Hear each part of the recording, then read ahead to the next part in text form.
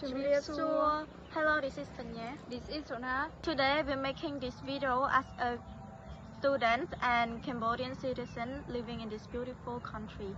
And this is the message to the world to know the truth too. Cambodia do not ask for any war. All we want is peace.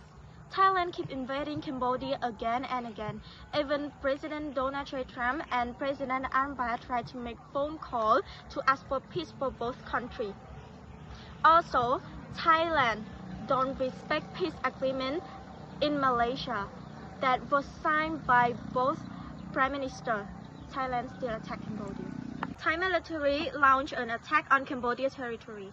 Especially they are using F-16 fighter jet drop a lot of bombs in some area of our country. Such as Pravihia Province, Udon Minchoi Province, Monte Minchoi Province, Battambang Province, Po Sap Province, Koh Province, and also recently in Siem Reap Province. Some of our ancient buildings, our beautiful Pravihia Temple and Takrabai Temple got destroyed either.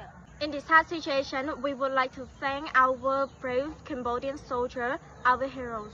We honor your courage, your sacrifice, your unwavering dedication to protect our nation. Please know that you are not alone.